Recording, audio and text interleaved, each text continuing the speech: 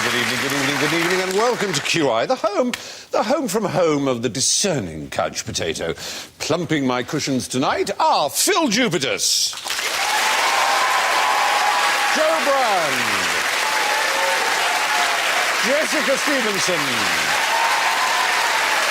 and TV's mop top, Alan Davis. Now, tonight's edition is all about domesticity. Dry cleaning, dishwashers, dustbusters, dirt devils, detergent, door hinges, and the like. And we have familiar domestic noises to match. Joe goes... I'm sorry. Phil goes... Jessica goes... Oh, I know that. It's a Pifco Tresmatic 17. And Alan goes... Oh, good. So all genders are comfortably assigned their tasks.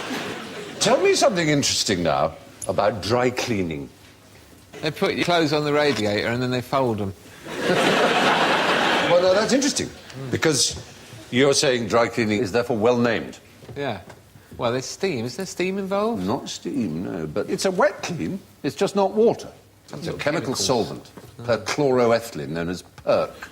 Dry cleaning is actually something spies do, isn't it? The sort of procedures they go through to try and find out whether they're being followed or not. Well, I'll give the young lady girl some points. Absolutely right, yes. They do sudden U-turns when they're driving, and they dip into shops and go out the back exits and Check so on. whether an umbrella's just about to go up their arse. That kind of thing, exactly. And they call it dry cleaning for some reason. So while we're on the subject of dry cleaning materials, what use did Ray Davis have for 100,000 gallons of dry cleaning fluid in 1964? Had the kinks run out of crack? Not that, I don't think crack had been invented in 1964, but there is Ray. You're no relation, are you? No relation that I know of. No. Did he have a dry cleaning shop? We put up a picture of Ray Davis because you mentioned the Kinks, but this particular Ray Davis, who's a physicist, and he wanted to find out how many neutrinos were being beamed out of the sun, and so he had this huge pit dug in Leadville. There he is. Oh, Ray Davis! Yeah! You see? Oh, right. He's rather endearingly known as Ray Davis Jr., actually. And he had all this done, 50,000 feet nearly underground, because neutrinos are weird things that go through everything. There are millions literally going through your body now, all the time.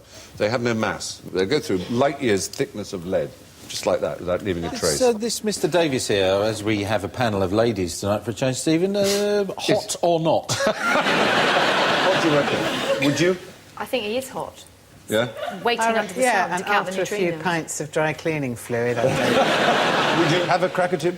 Would you? I'd wave my crack. Wave your crackertip. Can you do that with cracks? I don't think you can. You can if you've got a specially designed trolley.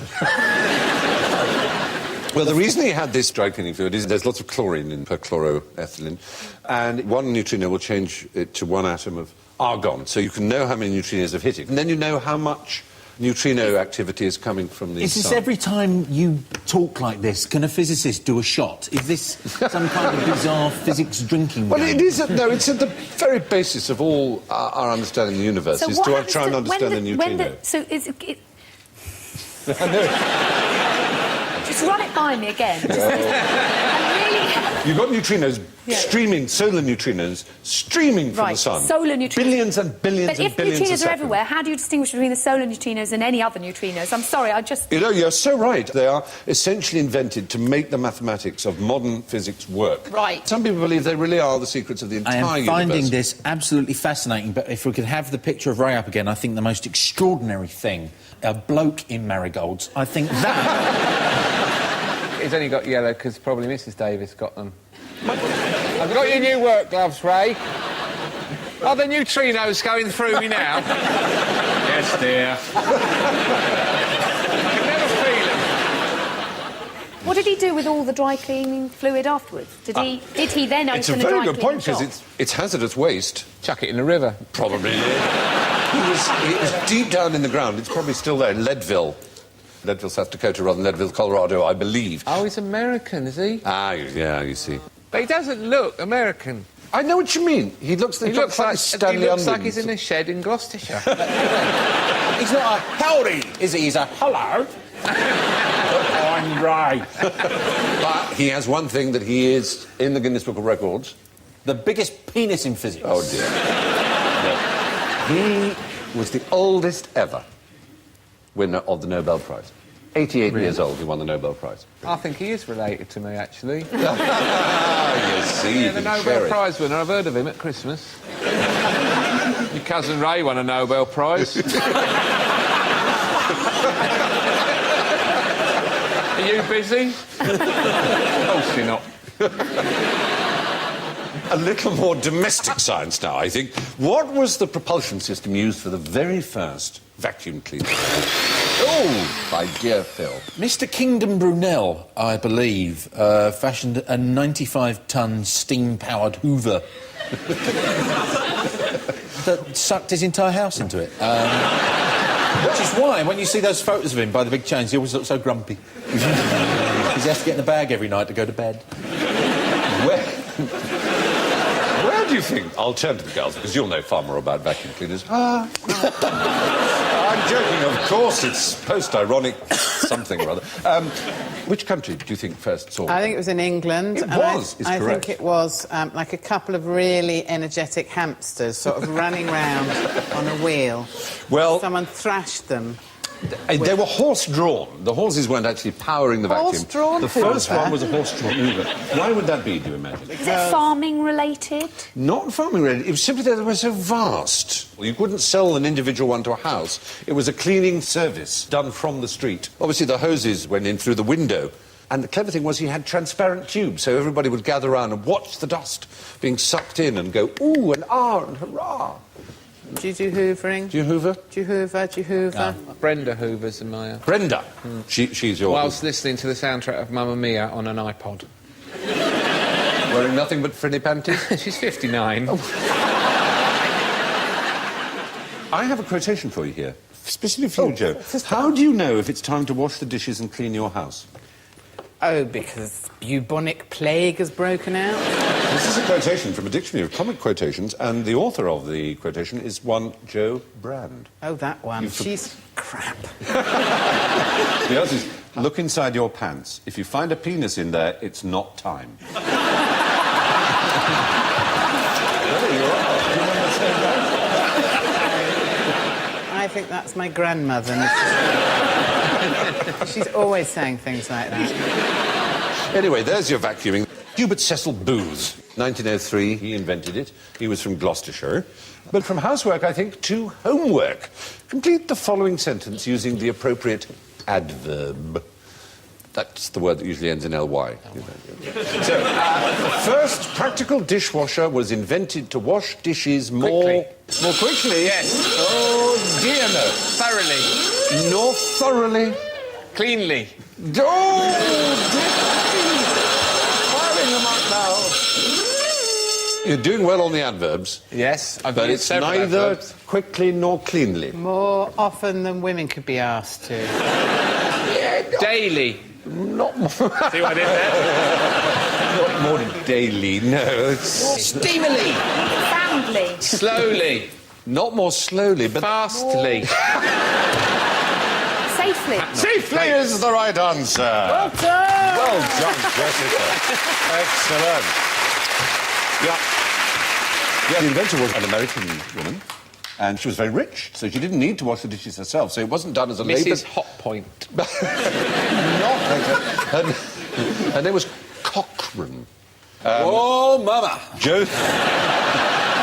You thought Raymond Davis was foxy. Yeah. She was from a quite grand family. Her great-great-grandfather, John Crazy Fitch, invented the steamboat because he said, I'm going to get this boat, it's going to have steam driving the wheels. You're crazy, John! You're crazy! It just sort of stuck. Just watch me. Yeah. But she had 17th century porcelain, which she was very fond, and her servants were forever chipping it as they washed up. And one night, She actually dismissed them for the evening, said, I'm going to wash up and show you how it can be done without chipping. And she found she was chipping things, so she said, I need to invent a machine that will wash without chipping. So the idea of the racks, to put them all in separately so they never knock against each other. And it was a huge success. And when her husband died in 1883, leaving her virtually penniless, she actually needed it. She built a small one and a big one, and a big one could do 200 dishes in 2 minutes and dry them. It cost $250, which was a huge amount then. I'm talking about the 1880s. It was really hotels and big institutions that bought them, but it won first prize at the World's Fair in Chicago in 1893. Is that her there? That's the wonderful World's Fair of Chicago, which was a great event in its own. They had the world's first Ferris wheel, designed by George Clooney. And Mildred. First Ferris wheel. George Ferris. Yes, well done, you see. You've made up for a little bit of embarrassment early on. But there we are. In the words of Emma Bombeck, housework can be fatal if you do it right. In Britain, the odds of being killed in an accident in your home are the same as those of being killed in a car crash. In 2003, a woman in Scotland was killed in a freak dishwasher accident. What She happened? slipped on the floor and fell onto a knife sticking out of the cutlery basket. That's right. Sure, you put the knife I've in cut my palm point doing down, don't you? Well, sometimes you get a better clean on the blade if it's blade up. I clean my knives in a crossbow. Some people say it's foolish. I put them in the Hoover and set it on blow and then just shoot water at them around the kitchen as I sit with a plug, bare wired at my feet, peeing on it. Gotta get a better clean. What was the second commonest cause of death for women up to the year 1800? Yes. Kestrels. What a wild stab in the dark. Childbirth. Childbirth was number one. Oh, right. Very good that you... Was Kestrels number 2? It was number 2 I was asking for, and I took that to be your answer first time round. Was it dehydration from having to lick the carpet clean because hoovers haven't been invented? Were these deaths at night? Because I could go with owls. Let me say, it's no kind of bird of prey. Not even a swan. Not even... No. Swans flying at women really hard. What a... With stiff necks. Until they went through their bodies like a javelin. No. Women lying all over the British countryside with I swans. know. Riding accidents. No? No. Was it horse riding accidents? No, that's, if I may say so, a great deal more intelligent, and I don't mean that in a patronising Beaten way. to pulp by the husband. Oh, hello. No, domestic violence was not it. It was Beaten to a domestic. pulp by their sons. That would still be domestic violence. Falling Was down the it stairs. being ducked It was as a witch trying to do drowned? something. It was engaged in a domestic Cooking. activity. Cooking is the right answer, yes. Death by cooking. Yeah, largely because their dresses would catch fire. I don't know why that's funny, but it is. The second most common cause of death. After childbirth, amongst What happened to you? She set light to herself in a... I bet a lot of their husbands came in and went, blimey, that's a big roasty. Well, a quick scoot round now. Some handy household hints that I want you to help me with. Joe, what's a good way to create the impression that you've cleaned the house when you haven't? Just lock the door and kill everyone. This is to create that awful word, freshness. Open the window? Well, you'd think, frankly, that is... Drink some lavender water and have a piss. Every time you get a minicab home, nick the little tree off of his mirror. I'm no fan of this tip, and it only works in the autumn and winter months. You spray or apply furniture polish to a radiator, and it fills the room with the smell of furniture polish. These hints are either from a book called Trade Secrets by Catherine Lapworth and Alexandra Fraser, or from Super Hints by I know the lady... those two. Do you know... The slags, the pair of them. What do you know? There's a book called Super Hints by the Lady Waddington. Yeah, I know her. Do you know the Lady Waddington? She's a bitch. So, you know, let's get on to more practical All right, OK, applications. Jessica, we'll try this one. How would you treat silk like spaghetti and vice versa? What, store it in a jar? Or There's cook something it you can with do to each of them. bolognese? Throw it against the wall, see if it sticks. Ah! But what sort of wall? Kitchen. A kitchen wall. Take it round the house and find the door. Can I come in? What if I come in? Your dinner's ready.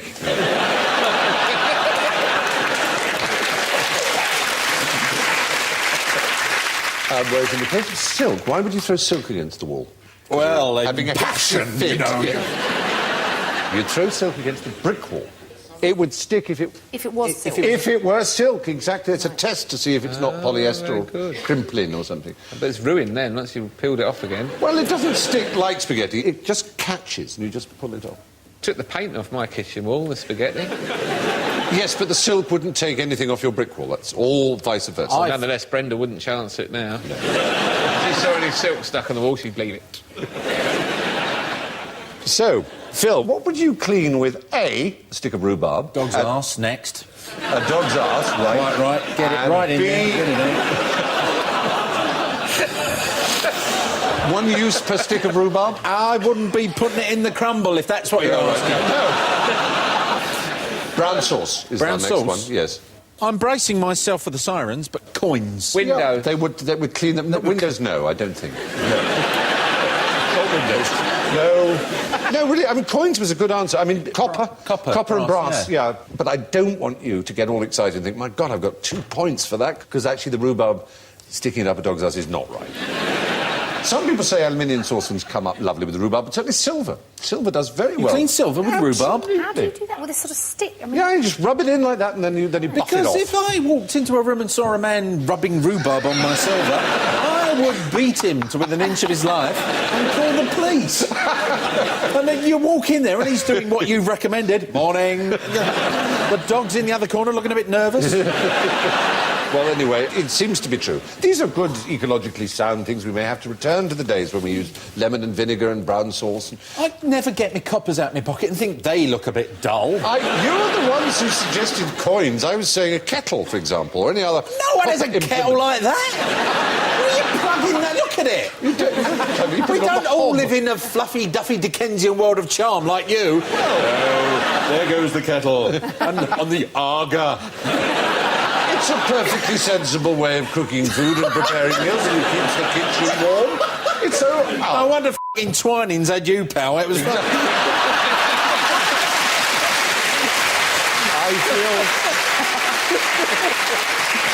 feel a man of copper kettles and proper porcelain tea. China. England. Cricket. Can you do an advert where you're cleaning a kettle with some brown sauce? I jolly well will now. Stephen Fry for HP. Oh, you're ineffably silly, but totally on fire, and that's wonderful. You should have some points somewhere along the line, but not for the rhubarb up the dog's arse. Alan, your chance to shine, but not in this case kettles. What is the cheapest way to remove bloodstains from clothes?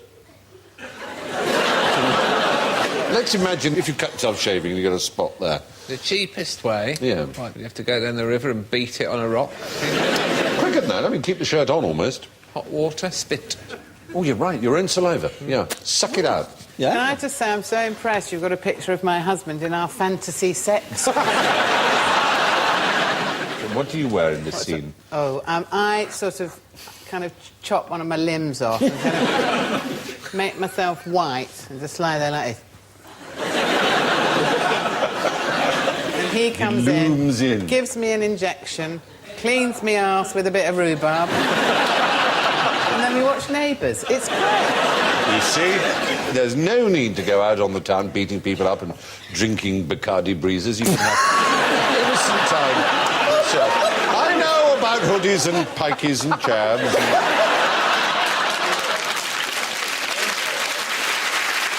Now, ladies, put up your feet a moment, because this one's for father and younger son only. So, Phil and Alan, tell us something interesting about door hinges. door hinges used to be made out of wood. Yes. But they weren't very effective. And so then they started making them out of metal. And it's got a lot better since then. You can clean them with brown sauce. Well, that's true. That is true. Have you ever hung a door on its hinges? Have you ever fitted hinges to a door? Yeah, we have. We have. You We have? both- yeah. Yeah. All right, so how do you space the hinges out? Let's say the top hinge is Yeah. 6 inches from the lintel. Yes. where would the bottom hinge be? 6 inches from the floor? No, it would be that he's actually lower. taking seriously that we really have hung doors. I have hung a door. Oh, she has really hung a door. I've hung a I've probably bloke. hung it wrong. Yeah. The point is this. Let's say this is the jamb. So the up one, that's 6 inches from the top, but that's 9 inches up. In order to create the effect of them being equally spaced, because you're always looking down at the bottom one, and there's foreshortening. If you actually equally space them, it looks wrong. It looks as if the lower one is too low. So you have to do it to that. But in America, it's 5 and 10. And in some western states of America, it's 7 and 11, like No. the shop. Yes. It is. 7 inches down, 11 up. I know, it's a shocker. You heard it here first, Joe. I'm frightened I now. bet you are. Is there a doctor I here? want to imagine you measuring your door hinges when you get home and say, Stephen was right. I'm going to send you a 6, picture of me 9. measuring my door hinges naked. Yes, please. I want it. But the middle one goes exactly in between the two. So there's the 6, the 9, and then in the middle. There's the interesting thing about Doors are hinges. 78 inches long. All doors. Domestic doors, generally, you might have to take That's a bit 6'6". How do you know that? Bought a door recently. You see? Tell you Who why, hung it? Who hung because- it on its hinges? My friend Keith is a carpenter. Well, he'll know about that. He's also a stand-up comedian, so it's a right laugh having him round. Oh, my God. The door handle kept turning like that, and turning and turning and turning, and I couldn't get into the loo. And I really needed to go, so I kicked the door in. And it's the only time I've ever kicked a door in. It's rather Brilliant. good. And Great it was a really feeling. cheap, Brenda in flimsy there. door, and it smashed like that, and it exploded, and the door bit fell down, there was wood everywhere, and I burst in, and I had a crap. Lovely. Very nice. When I left university, me and my friend Hugh Laurie shared a house, and we had a bit of work to do, and our plasterers, do you know who they were? Oh, Cannon and ball. Charlie... Charlie Higson and Whitehouse. Paul Yeah, Whitehouse were our Charlie. plasterers. And you were their inspiration. Yes. There's so many That's characters. Exactly. That. Stephen, the fellas in the hall are awfully funny. That's you, is it? Right. I'm telling you. You're bad. What do you say we listen in on them and make a few jokes? I think the boot was on the other foot. I think the boot was very much on the other foot. They overheard us being amusing in the kitchen. Now, finally, we plunge into the cupboard under the stairs to entangle ourselves in the kite strings of general ignorance. So, fingers on buzzers, and first one to name a drink made from beans. Oh, it's got to be coffee. No, coffee is made from the seeds of the coffee plant. It has no beans. It has cherries and berries and it has seeds, but although we coffee call beans, them but beans, no beans. it isn't a bean in the botanical sense. Beans, like Mr. Bean or bean beans, haricot beans, mung beans, runner beans, I know different French types of beans Oh, good, as a few. Kidney beans. It's not in that sense of bean. Bean. So that's it. You could have said Baked bean juice. Yes, a pea soup. Call it You could have that? said I pea call it soup. baked bean juice. What, the juice from a baked bean can? Yeah. The tomato Yeah. sauce. Yeah.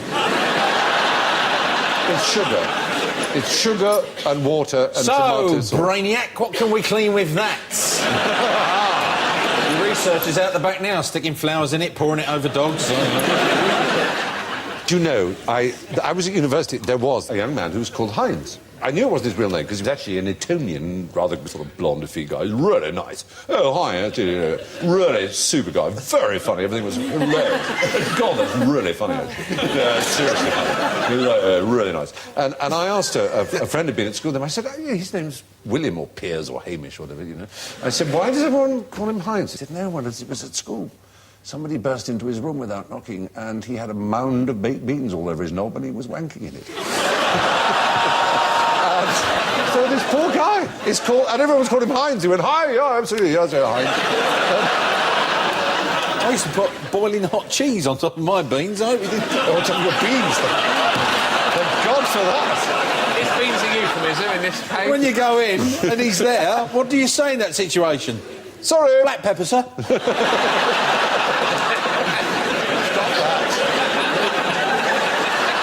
What kind of culinary accident do you have to have to discover the pleasure of the beans? And the old fella. He spilt it in his lap. He just sat down to watch the telly.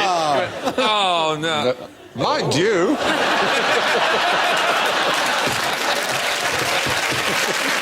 Oh, hell.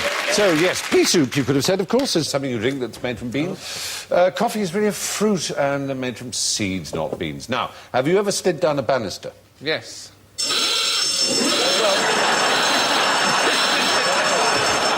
I have to say. Yes, I have. Please don't destroy Alan's childhood for that. There is, bless him. Yes, the point is this, that the little thin up and down is our balusters, sometimes wrongly called banisters, and the bit on the top is the balustrade. So you should be sliding down a balustrade, not a banister. When I was at college, I slid down a barrister. Did you? Did you hit yourself on the knob at the end?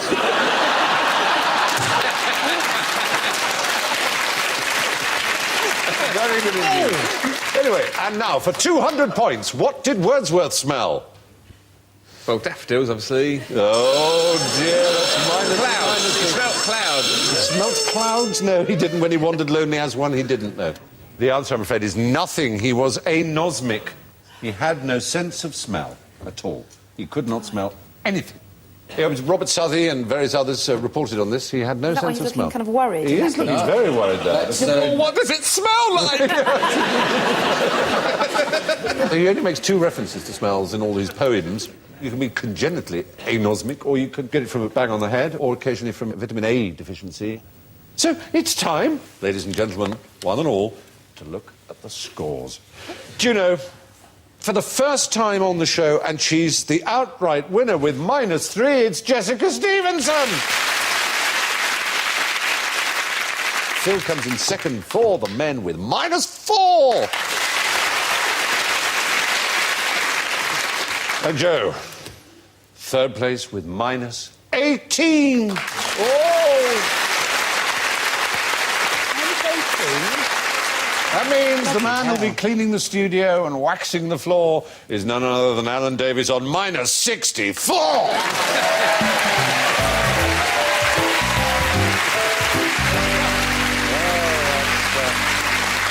That's all from Joe, Jessica, Phil, Alan and from me. And I leave you with one last good housekeeping hint, courtesy of Viz Magazine's Top Tips. Press Rice Krispies into the treads of your car tyres for that expensive gravel drive look. Happy hoovering. Goodbye. Thank you very much.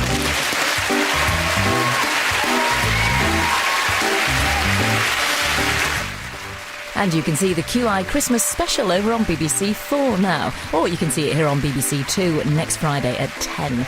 Stay with us tonight, though. We've got Ash's highlights at 11:30.